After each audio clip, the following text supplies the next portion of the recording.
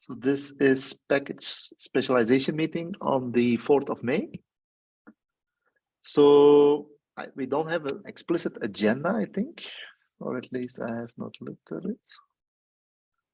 Yeah, probably put the PRs. Yeah, we go through. I think we go to the board because I cleaned it up yesterday. Okay. Yeah, and also we might want to add something to the mix. What are you guys planning in general for end-to-end testing? What scenarios do you guys have in mind? Yeah. So this is one of the topics. So we are creating. Wait. So let me. Where's the board? Which is one of the things that we have to add as a PR, I think, as a issue to track. Okay, so let me share my screen. Yeah, here we go. So you can see my screen? Yeah. Yeah. So I cleaned up a little bit the situation with all the stuff. So I moved everything to down. So the pieces that are open are open. So actually this the not, so this is the not function. I don't know whether Ganesh is on the call. No, okay. So, but this is done. What we are doing at the moment in general is that, so there is some, yesterday, for example, we discovered like everybody's doing the same thing for cluster context. So we built we built a validate function that we put in the API system that we don't replicate the code, but we use generic code, right? So what we see right now is that when we have been reviewing our functions between the function developers, and then you see that you have a lot of, there is some common code. So we are trying to optimize that. So I think we just finished the library a few minutes before this call. So I think we are now in a state that all of the, let's say, library specific pieces are done. And now is the focus on getting the functions merged, basically. They are developed. There is a few, so with the latest change that we did a few minutes before this call, there is a few modifications, but they are minor because so this is the pointer receiver that we discussed, or that ISTI discussed. So that is now in the library, and so we have to adopt to that thing, but it's minor in terms of things to change. So that's what is the situation here. Now? Yeah. Is it straight structure or pointer? Just wanted to. It's a straight structure for the struct, and then we have pointer receiver for the values that you put inside or you return outside. So, but the Go type or the generic Go type is a regular struct without a pointer. Okay, cool. Thanks. Yeah. So the cube object X has a type parameter, of course, that is called P1, and that has to be a struct. The type has to be a struct, but the methods of cube object X receive all their struct type parameters by pointer and return all their struct type parameters by pointer. So that is, so in the PR, Wim, I also already adjusted the merged libs, the interface lib, but others to the new API. Yeah, I saw that. Yeah, thanks for that. Yeah. So in other words, I think we are done on that. So if you look to the function, so the NAD is available. So there are probably a few minor modifications to be done. Now for NAD, we do need a common library, and so ISTI has been reviewing that with Ganesh. Yes. Because the fact is that, so the NAD, so you have, so if you look to the NAD CRD, it has a config, which is a JSON blob, if you will. And then you have, depending on the vendor and the implementation and the plugin, you have other structs. So it's a very complicated CRD. And as a result, we believe we need to build a library to handle that properly. So I don't know, Isti, you have the latest view on that, I think. So maybe you can give an update. Yes, on that. yes, we are working. Ganesh is working on that. I made a very detailed review. He's in the process. I've looked into it, and he's in the process of incorporating my comments. And I had some questions as well. Most of those were already answered. So it is in progress. Yes, and you know that I had a another. So besides the review, if that review is solved, then the node_lib is ready to be used in the node function. But I had a proposal to independently of this to restructure this node_lib in a way to separate the KRM function specific parts from the network attachment definition specific parts, because this, what Ganesh is doing right now is really valuable, and not just for KRM functions, but also to the work that Tal's sub-project is doing. So for example, for the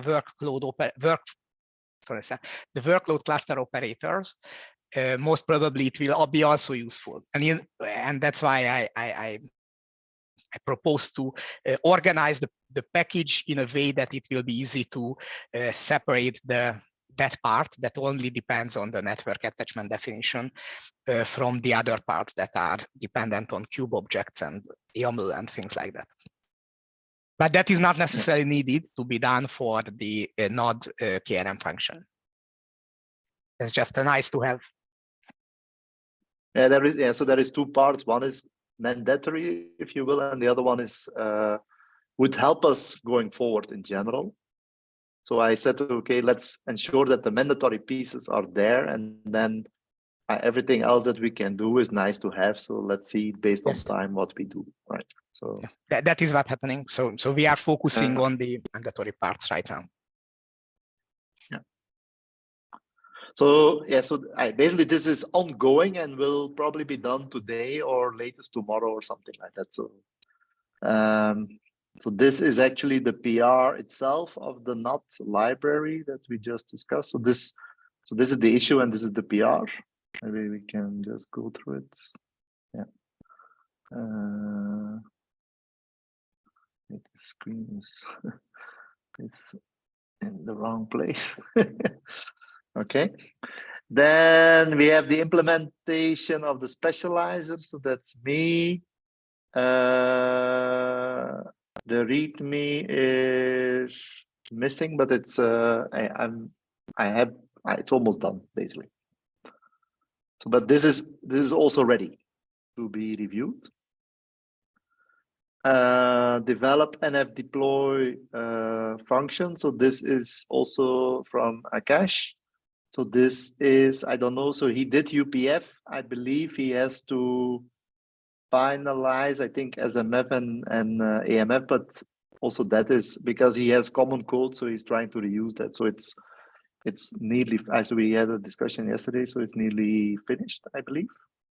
Yeah, I think so. I think I did a review on that one. Yeah, I think we put some comments. Yeah. So we are almost there. Then what is this? Implement NF deploy. So this is a subset of the previous one, I think, right? So yes. This is not yet.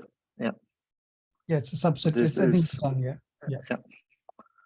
Then and implement the library that will ease the development. So the one that I still have open, which is the NED. So that's the one that is still pending then, right? So which is the one we discussed. The rest is done. Then develop DNN for package specialization. So it's the same status. It's actually done. I don't know whether you did the README in the meantime, Isti. You probably have to accommodate also the latest changes that we did on the library. Or you're done. Exactly.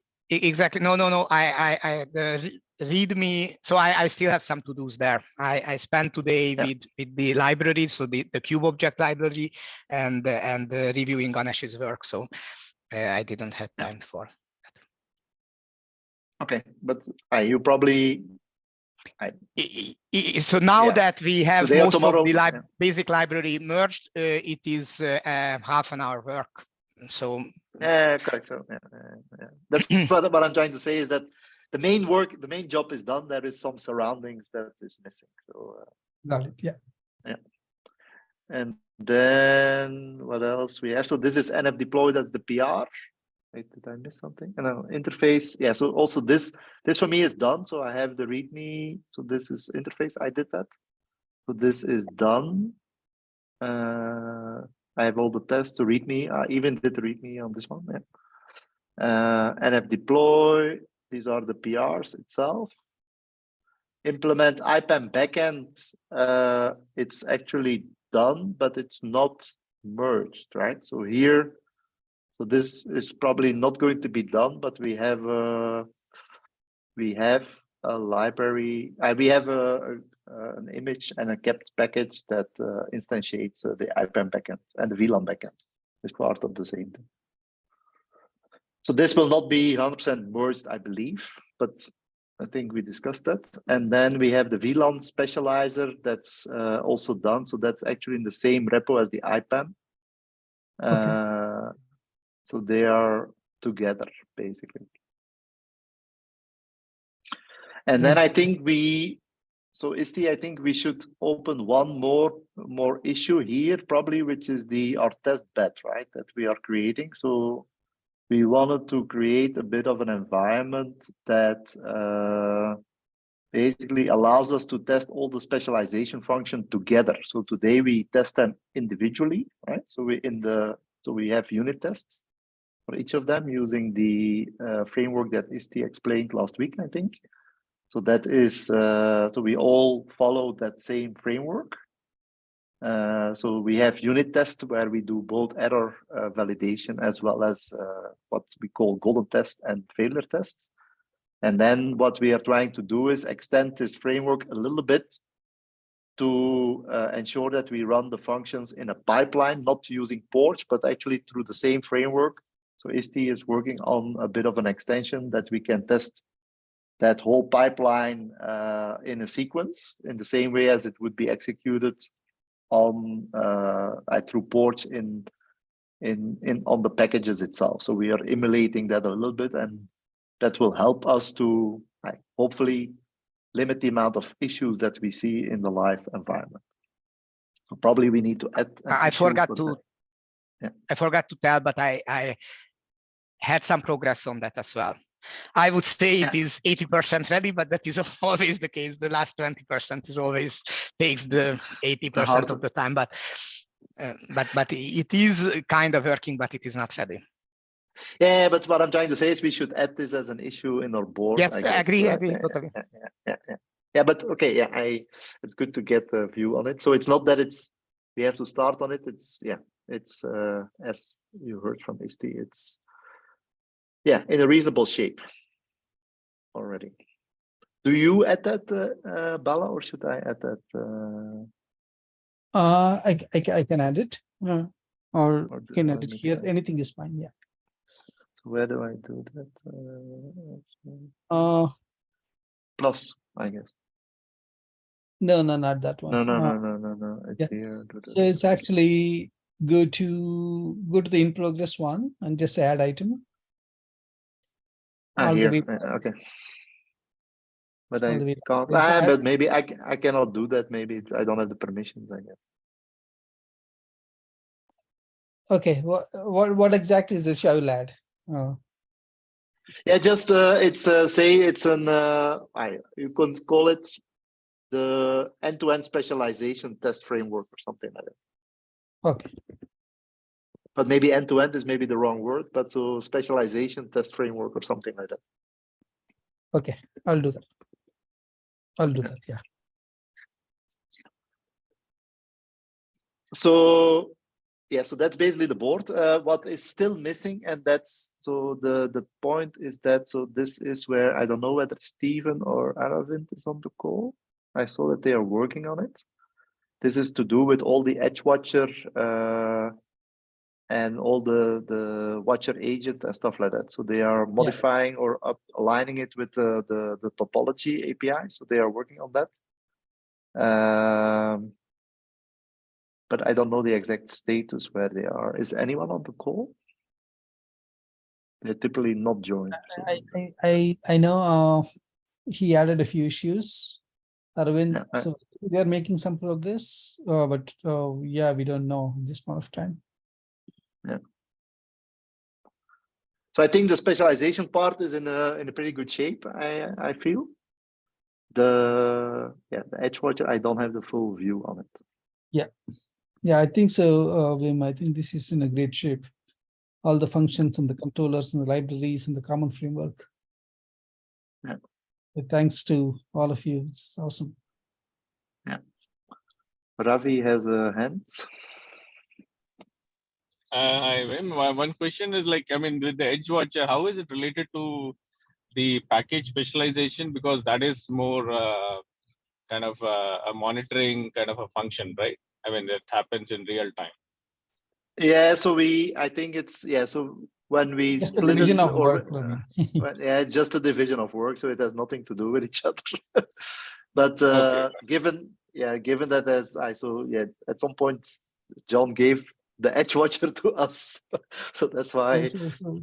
But then I had a discussion with Steven and Aravind, and then they said, okay, we'll take care. So okay, so that was my arrangement. So, but much more I didn't do. I mean, I think when we did that division of labor, right, just to add to what Wim said. So anything with initial config injection of cluster context before that, right, is the first subgroup, that which includes the NF topology, UI, all the ports components, etc. And then after that, anything that runs in the management cluster is this subgroup, the package specialization. So that's how the division happened. But you're right, we are not specializing anything there. Yeah, no, I was thinking there's some feedback loop that says, hey, our deployment didn't go well, so specialization is kicked off again or something like that. But this should have gone into the workload task, right? I mean, I think that's where the infrastructure there are management. two components. Yeah, one runs on the management cluster and one runs on the workload cluster. I think workload cluster part is I think it's taken care by the workload team. You're right. Yeah. There is three components to the architecture, to the framework, Ravi. One is as Bala was saying, there is a component on the workload cluster, right? Then it reports to the Edge Watcher, which is what we have asked in the subgroup, but basically Aravind and Tal and Steven are working on it. And then there is the topology controller. So the feedback, the Edge Watcher will interact with the topology controller. And at the moment, it's just to get visibility as far as I can see. So there is no, let's say, closed loop at the top, but you will see the status reported in the topology if all this works. To say, okay, UPF, we scheduled 3 UPFs, and out of the 3, 2 work and 1 doesn't. Okay, yeah. So that's something that will basically the work items, if you look at if you list them all, but that's what we should accomplish at the end of the day. But they are split into the 3 groups. So there is a part in the workload cluster, there's a part in the specialization, and there's a part with John. Right. Okay, spread across all the 3. Okay, got it. Thanks. Yeah, because of I think we did that because of the architecture, and then given that we didn't know better, that's how we organized ourselves. But yeah. Okay, thank you. Yes, still a few cases there to be addressed, especially in a rainy day scenario. What happens? How I still have a question. For example, let's say we did the topology of 1 UPF, 1 SMS, 1 EMF. Very simple, into 3 clusters, and 1 fails, 2 succeeds. What happens? Whether the user has to take any action? Is the reconciliation automatic. So those things, I think we created another issue for that. And then nice music. yeah, no, where is is it Ravi? Is it you? No. I'm driving, but it's Tina. yeah, not from my. I think it is Tina. Okay, wait, I'll mute her. All right. Yeah. okay. So yeah, I mean, what the reconciliation say? Let's say partially successful. Whether does the user do anything? Does it automatically happen?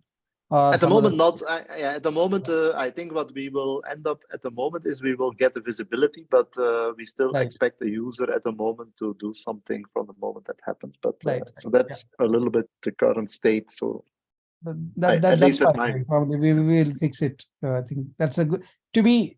I mean, even that's a good state to be in at this moment of time. Yeah. And then we'll fix it as we move. Yeah.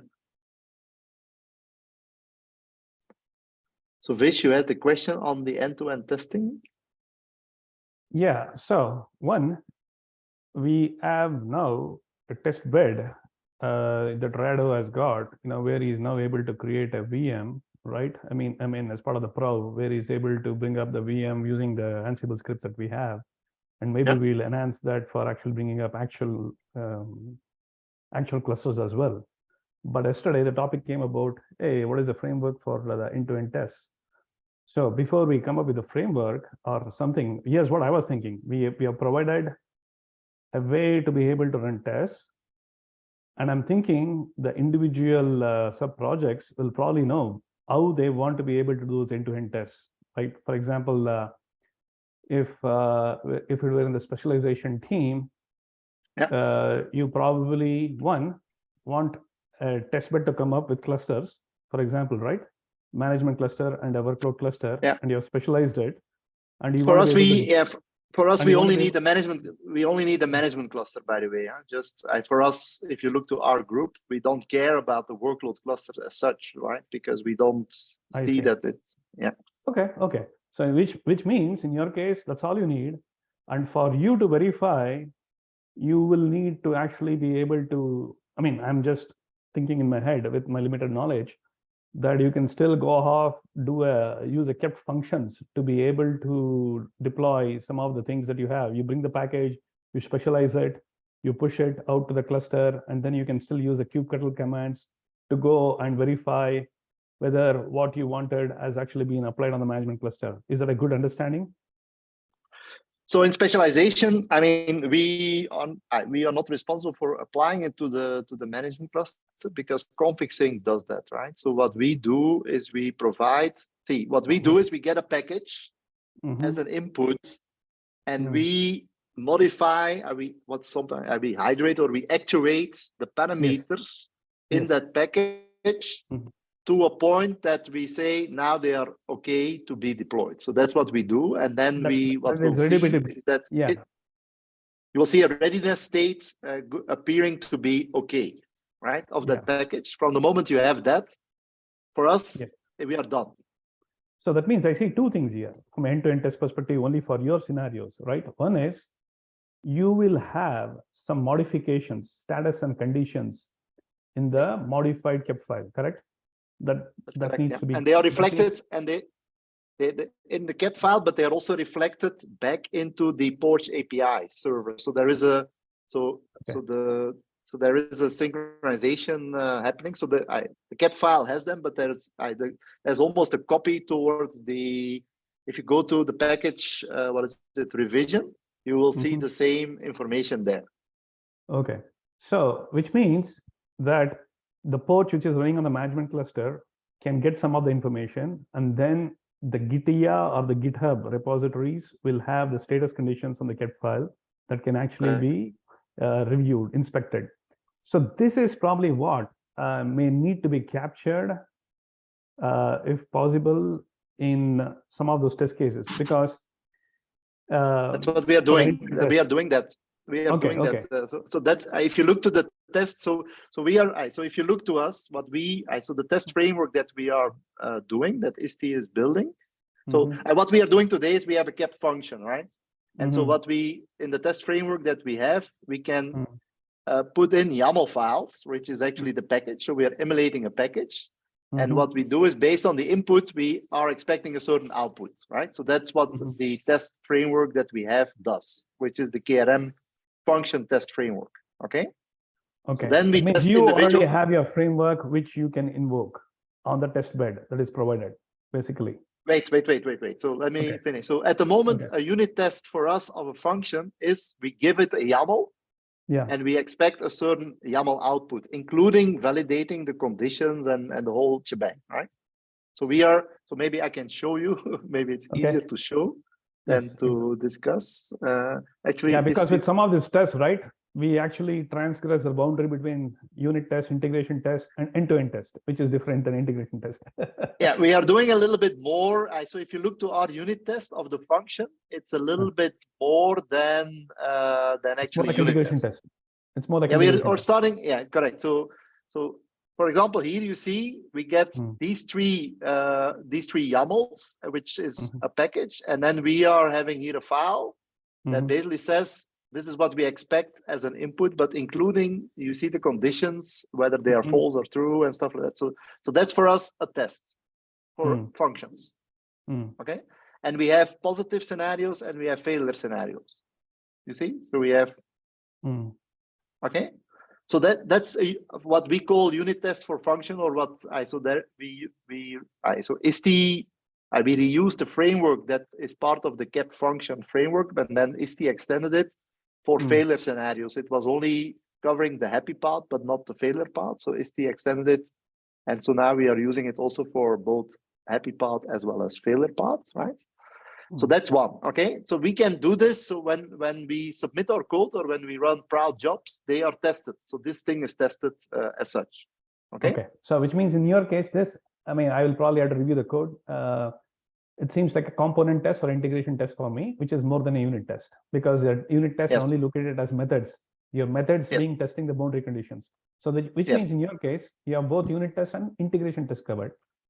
Yeah. This is exactly correct. Yeah, that's correct. Yeah, and then so we are doing one more step, Vish, which is because if you look to a kept pipeline that runs in ports, we have interface, we have DNN, we have a bunch of these functions that are in the pipeline, right? So the end-to-end tests, or what we call the specialization end-to-end tests. Yeah, so we are extending. That makes sense. Yeah, we are extending this framework that you see here right now. With cases where we can invoke these functions in the same sequence as we would use in the kept file. So it means that we give a YAML input and we expect a certain output. And so we are validating, it's a similar framework, so there will be some extensions that ISTI did to ensure that we actually validate the whole flow in one go without being dependent on ports at the moment. So we are running the pipeline ourselves. So that's what we call end-to-end specialization somehow. Yes. And to me, sorry, go ahead.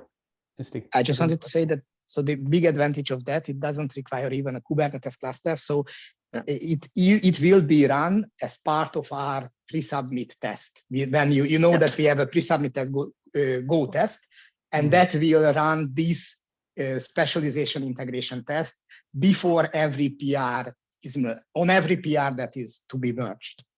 Okay. So that is, and without having to have the sandbox or the testing environment. Okay. So what I wanted to also generally say yesterday, John was mentioning this, right? It's not always about making a phone call at the end of it. End-to-end test doesn't have to be just only that. For the package specialization, it can be one other thing. Now we are,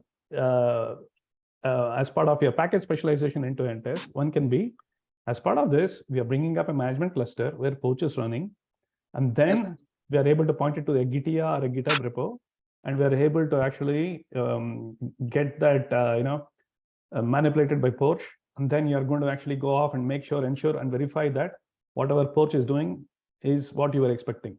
That could be. So, that is what I was thinking as an end-to-end test from you. If those kind of things I think your team I'm more familiar with, which we can start actually bringing it into pro as end-to-end test at this point of time.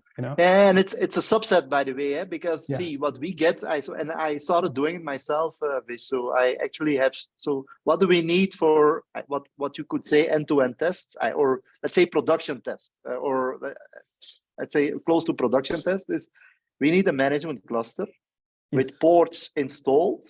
With the IPAM and the VLAN backend installed. Okay. You mean those functions, right? Those functions installed, yes, which we have. Wait. So what? Just let me clarify what I mean by it. Is in the test framework that ISTI is building, right? We have so the IPAM specializer and the VLAN specializer are actually controllers. Okay. Now, if you look to our implementation, is the way we have implemented it, because we have this conditional SDK that we built.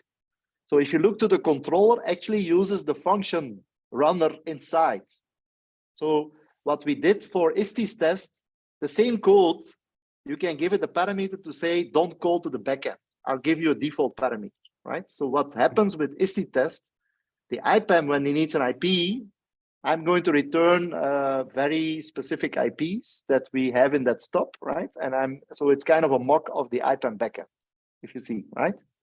In the end-to-end test, I believe we have to test with the real backend, with our backend. So in other words, when ISTI runs its pipeline, we have a flavor of the IPAM function that has the stop inside, right? Which ISTI is going to run, which means that we have complete independence of Kubernetes, of anything else. Whereas in the end-to-end testing, we should have ports installed, IPAM, the IPAM backend, the VLAN backend. The IPAM and VLAN backend is the same operator, so it's in the same controller, and it has to have a repo somewhere that we use. Okay. I have built something like that already myself to try this out. Okay, I think we need to start then integrating that. Even though we'll have failures initially on the end-to-end test, this might be a good milestone to look at. Even if there's a failure, it doesn't matter. It's broken. That's fine. We are not going to stop the merging. So that's probably what will actually give an idea for other groups also to like, okay, this is what it is. Because for me, the first step of getting just running some of these tests on an actual either a client cluster or a cluster itself will be a victory towards going towards end-to-end test. Agree, and that's why I said yesterday, or tried to say, is we have to go in spaces, right? Because if you put it all together, it's chaos, in my view. So I think we should go step by step, build the whole thing together. And of course, you can you can do things in parallel, but correct. Because the framework itself here for integration would be that some people have written their tests in Go, some folks have written in shell scripts. And you can actually use even like kubectl commands, when written in a shell script to go fetch those values and make sure whether it is passed or not. So it can apply to anything. So it all depends on your test, basically. So okay, cool. At least I got something from your team that I can bring it up. But you see, I tried to, for example, yesterday I was so I have a repo, by the way. What is it here? That actually I can show you to you. That is here. So this repo at the moment is, so this is, I use GitHub right now, right? But you see here, so this is a branch where our UPF is being hydrated through a real pipeline. You see? Okay. So this is, and you see the IPs being actuated. So this is actually the real backend. So this is not fake, this is real. I see. VLANs being allocated. So this is real stuff. Wow. As it would run in R1. This is basically like that. Awesome. It's not all the functions. So this is, but this is starting. So I started to put it together. I'm waiting for the functions, but you see here all the statuses, right? Yes. True, false, you see all of that. So I think we are close to getting this end-to-end thing running. But you see, I only have 2 functions right now. But I will add more from the moment we have this thing merged. So I'll add more functions. And then this is actually for me a representation of what will happen to the full end-to-end. Awesome. So Wim, on one condition you were saying, I think I asked the question too in the Slack channel. So you're saying that if there may be a situation where the specializer will not inject IP addresses and VLANs, if it's directly using the CNI, that particular interface. So are we considering that use case at all? Do we need to consider that use case for R1? Yes, we have to, and it's covered in our testing. So for example, if you look to the free 5GC packages, right? The ones that I have, I think there's still an open PR for it. I actually updated it yesterday because I found a bug, I think. GitHub, what is it, Matthew? Oops, that's probably wrong. So I did an update. I think this PR has to be merged still. What is it, free 5GC? So our blueprints, right? Here. Yeah. So there's one PR open. So default pod network without multis. So that's the PR. So what we decided on is that, for example, for the SBA interface between, so we decided to not to use the default Kubernetes network over there, right? So in other words, that means that we should not act. So how do we signal that? And so so there is this activity going on with multi-networking in Kubernetes, right? So they use what they call a default pod network. So I use exactly the same construct. So I have the name, when you put the name default here, we will not act. Because that means that the IP will be allocated locally by the CNI. Okay, again, this is for SMF and AMF, not for UPF, but for SMF and AMF, you will see that, because for UPF you have N3, which is typically high performance, and 4 at the moment is still okay. I put it like that. We could also change this, but if we change this towards default, that means that we have to have a service mesh or whatever equivalent, because then we have to communicate between the clusters through a service mesh, and this adds complications. So we decided to not do that, right, for now. So that's why it's still N4 remains on a CNI, on a multi-CNI. But the N11 and SBA for SMF are on the CNI, and as well as the AMF. So they are on the default CNI. And I've tested that already, so that works. Okay. So for the NF deploy, so basically the final thing that creates the CR, UPF deployment, SMF deployment. So does that mean that for AMF and SMF, it may not have assigned VLAN/IPs? So for AMF, you need the N1 and 2, so that's still with CNI. Okay. Right? And the SMF is still for the N4. Is still with CNI, but so AMF and SMF have a mix. UPF is full CNI, full multis. AMF and SMF have a mix. But when you say mix, they will still have some IPs assigned by the specializer. Yes, all of them have an IP assigned by the specializer for now, and some of them have a mix, meaning they also connect to the default network. Okay.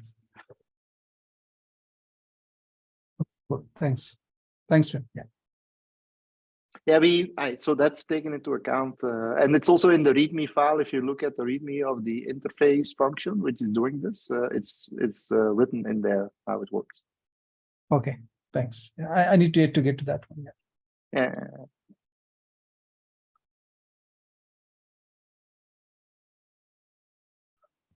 So yeah, that's it. But yeah, I think we have made.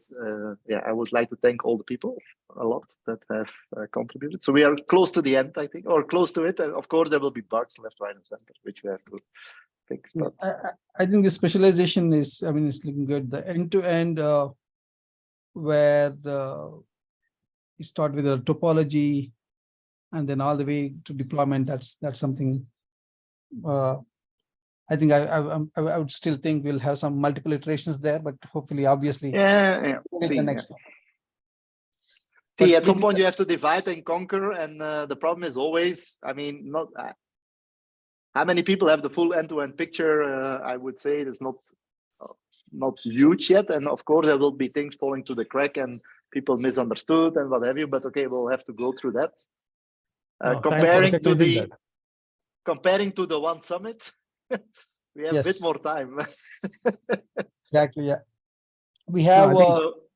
Calling out is important, actually, Wim. What you just said is important, so that people feel at least that, yeah, I mean, you don't know everything, and you'll gain that information along the way. Is a good comfort for people who are contributing and who are probably struggling there. Yeah, and it's we have to help each other, right? So it's not. Correct. But yeah, okay, step by step. You cannot do that in magic. It doesn't work. I think. Maybe ChatGPT can help. Maybe ChatGPT can help. Probably not.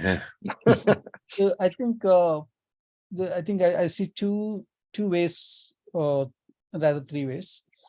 One, the integration test, that is framework that is put together here by STI, is very helpful for this itself.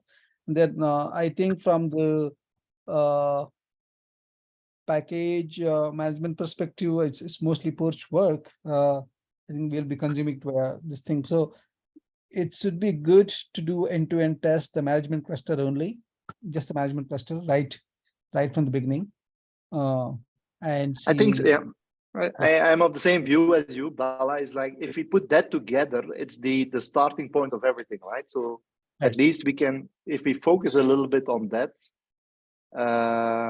then yeah, we could get that already off the table, right? So one less problem to deal with, and then we start with the next part or something, because we also have a limited amount of people, right? So it's always good to be in parallel, but there's also constraints. Yeah. And then the workload cluster, they can assume these artifacts are put into the Git, and then they can test, and then we can all combine together. Yeah. But for example, one of the components that is important, right? Because we wanted to have all the specializers together in a single operator, right? So I think this is something that John is tracking in his team. So I think Sandeep is doing that. So yeah, controllers, all the controllers.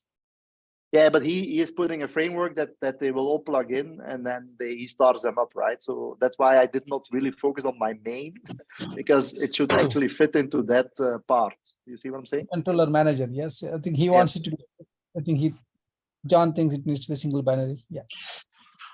Indeed. But that means for me, that's one of the first things that we have to do is build that, because that will mean that our specializers run into that thing, right? So that's for me one of the base things. I could give you an IPAM, I could give you that, but it would be mine, right? So it would not be with all the other components. You see? Yeah. So for me, that's one of the things that we should do. ASAP is build that framework, plug in, get that container, get that thing running, that pod running, and then we already have the specializers. We install Porch, we install that, we install the backend. Okay, that thing runs. Okay, let's add a package and see. Okay, package hydrates or specializes. Okay, done, right? Next thing is put a second package or a third package or something like that. So we test UPF, SMF, AMF. And then, okay, let's assume that this works at some point. Okay, then we go, okay, now let's actuate on the workload cluster and let's get those operators running and deploy those things, right? So, and that's how I see it a little bit on the approach to do it. Yeah, I agree with you. Totally agree with you. I think we had two raised hands. So Ravi first, then Thanks, Vara. So one question on this, on the Multus managed interfaces. So I mean, are we assuming this those I mean, whatever, I mean, I think probably client cluster, the node, the worker node itself to have two interfaces, logical interfaces, and we use all the Multus. I mean, so that's the assumption, because I think in and I think probably with one summit and all, it was always one interface kind of an model. So here we go with two interfaces on those where Maltese is required, right? Yeah. So what I think, in the work in the one summit we didn't do that, but when I did my after summit activities, when I created the Ansible playbooks and stuff like that, I added a secondary interface. So CLab does that, and I think Victor also incorporated that in his design. So if you look to his drawings and stuff like that, they all have a second interface. Oh, okay. So I was looking into the Ansible scale. I don't see any specific. Is that part of the when you create the cluster? That's where I think you pass on that. No, we do it through CLab. So CLab does this for you. So when you specify the topology, and in there you have a file that I can actually show you live, I think, if you want. Cut / TMP / topology, I think it is. Is it? Here. So you see what happens is we basically say connect to the kind cluster, right? And use Ethernet 1. So that's the interface that is going to be connected in that cluster for Maltese management. Oh, okay. So there are this ETH0 and ETH1. Okay. ETH0 you get by default when you set up a kind cluster, and then this will attach ETH1 into the kind cluster. And okay, and this is where you do all your IPAM for Maltese and stuff, right? Okay. Wait, so this is the interface that the Docker kind cluster gets, right? Yeah, exactly. Yeah. And then, Mac VLAN, I'm saying that Mac VLAN always rides on that, right? Yes, yeah. If we do, so you see here when where was I? When we hydrate when we specialize, one of the components, one of the information that we have in our cluster is a master interface. You see? And that's something that we are using. So somehow, so this is pre-configured, right? So when we go to R2, or I don't know when, but at the moment this is configured somehow. So magic, so we through the Ansible playbooks, we know that's all Ethernet 1. And so this is the thing that also Vich struggled with at some point, because it was hard-coded somehow in the code. So we had to parameterize it, right?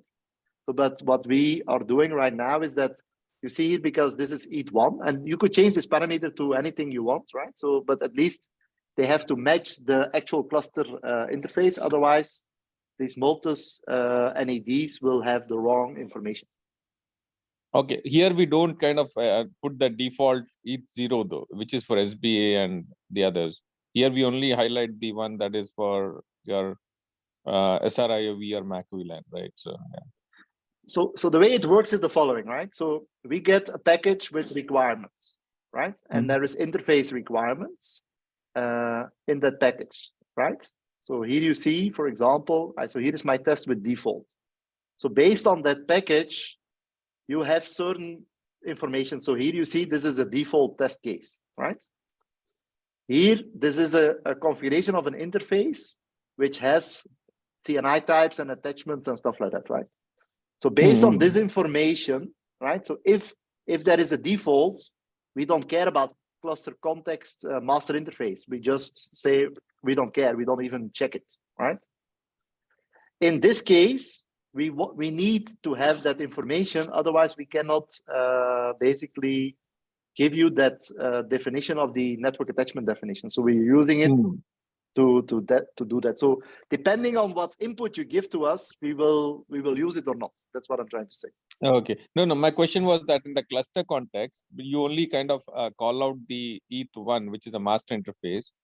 But we don't say that, okay, the cluster has worker nodes that has both the interfaces, one used for Kubernetes, the other used for secondary networking. Yeah, at the moment we did something very basic, just to say this is assumed to be a Maltese interface at the moment. So this is some, by the way, we did not, because we are not focused on clusters right now, we did not do a lot of effort on designing this properly. So that's why this is still a bit of a hack, if you will, if you ask me. But okay, we are using what we had rather than Okay. trying to design it. But yeah, so it's a bit of, yeah, it's, I agree with you that it's a little bit limited right now, but yeah, it's better than nothing. Yes, yes. No, yeah, thanks. There was you had a second question or not? No, that was my question. I was trying to Understand. clarify, whether the topology, I mean, we are going with single interface or multiple interface and all that. Yeah, thank you. Liam has installed. Yeah, I just wanted. I was wondering if there was one or two small tasks that I could take. I know probably coming into this project a bit late, and it was difficult to get up on the technology to make a meaningful contribution. But if there's anything that you can help. Yeah, can I say kind of something that's small and contained? If you just let us know. One of the things that would be good is potentially we are putting readmes on all these functions, right? Okay. And maybe to review those PRs, for example, could be helpful. Maybe not to code, or you can also look at the code. But for example, I have described in the, so here you see the README of the interface. So I try to describe the behavior and how it works. Okay. So to give your opinion or view would be good. And we will do that for all the functions, right? So that means that this will help you understand a little bit how they operate and what they do. And maybe there are some things that you say, I don't understand this, so we have to clarify it. So it will help us all make this better. Okay, I'll do that. So, yeah. Do we have README for the controllers also, so especially the IPAM and the VLAN? Is that almost today? Almost done. Okay, thanks. Yeah. So interface function is done. So that's for me ready. Specializer for IPAM and VLAN will. I'm working on it, so it's almost done. Yeah. And then we will do it for DNN and so on. So, but that will probably be done by before the end of the week. But start with interface. You can. That's the one that I. Sure. I know it's there. And then, for example, default network is, for example, I try to explain it, but maybe my English is not so good. So it would be good to get feedback, and then we can accommodate. Sure. Yeah, we will. That's my action item today and tomorrow to review. I think there are many peers from UNST and also Akash. And yeah. The main thing that is open, if you look to our PR status, is going to be the implementations, right? So we. Yeah, I think they are all, if you look to the nephew, right, we are all here, basically. There are only 9 left, but they are big. So they are. Yeah, it's come down a lot. Yeah. Yeah, so I cleaned it up. I cleaned it up, Bala. Yeah. Yeah, I saw that yesterday. Yeah. Yeah. Thanks for that. Yeah. Been speaking of open PRs, I send the link to a very old PR of mine to the specialization channel to Slack.